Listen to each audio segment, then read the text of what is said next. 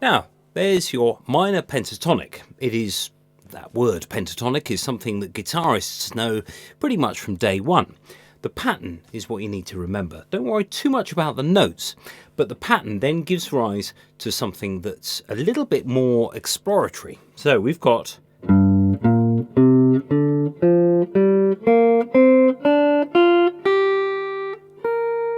and you could actually put that extra note there as well. So you have first and last, first and annular, first and annular, first and annular, first, last, first, last. Remember that pattern. But here's the rub. You can only go across the neck at the moment. There's all of this that you can use as well. So why not? Instead of this, let's just take that first octave. It's a really good idea to learn the pattern going up the neck as well, because it gives rise to future sort of going all the way up here.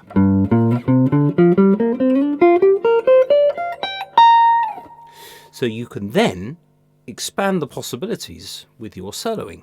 You can also add extra notes. Now if we play this whole thing, just that octave, we've got 5 different notes. 1, 2, 3, 4, 5. And then that is basically the same as the first note. So although there were 6 notes there, there are 5 different ones. So we've got a distance of 3 frets, then 2, then 2, then 3, and then 2 to finish off.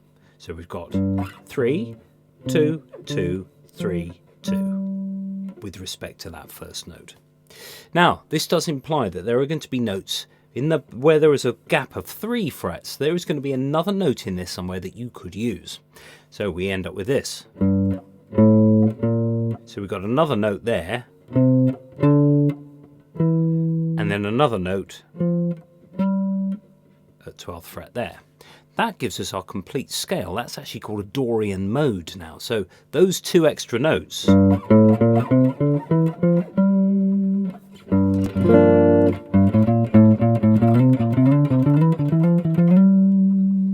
gives us rather more than we had just now.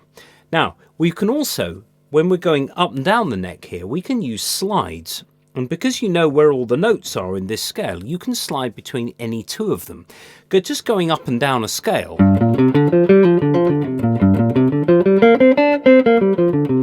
is a bit boring.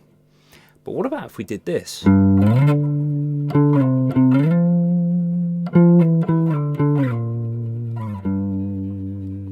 could do something like that. Now, if we combine that with other positions on the neck,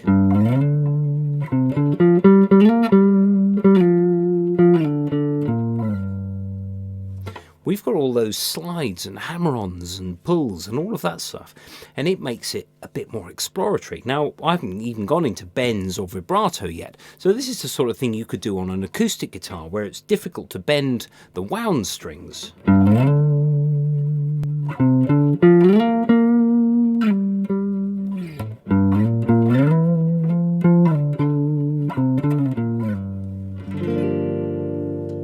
And there's the chord, the harmony over which this scale goes.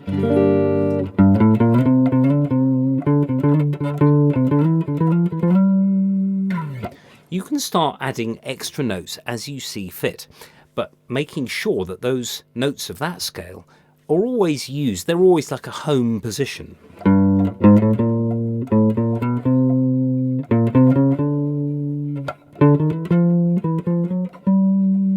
I used every single note that was available, but made sure I landed on something that was actually going to work.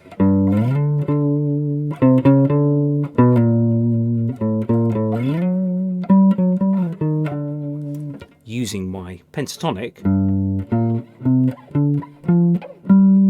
as a reference point.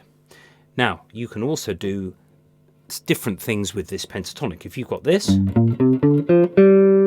you could use some of the position, but still combine that with crossing the strings.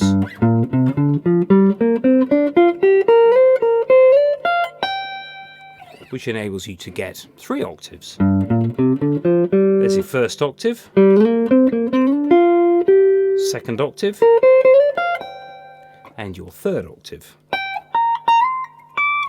And depending on how many frets your guitar has got, you can go all the way up to the top.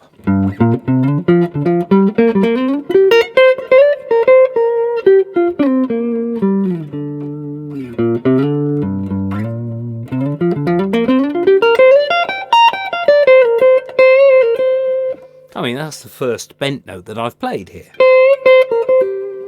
So it's just another technique that you can use with your guitar solos to add to the fact that you can play all of these notes and slides and pulls and everything else.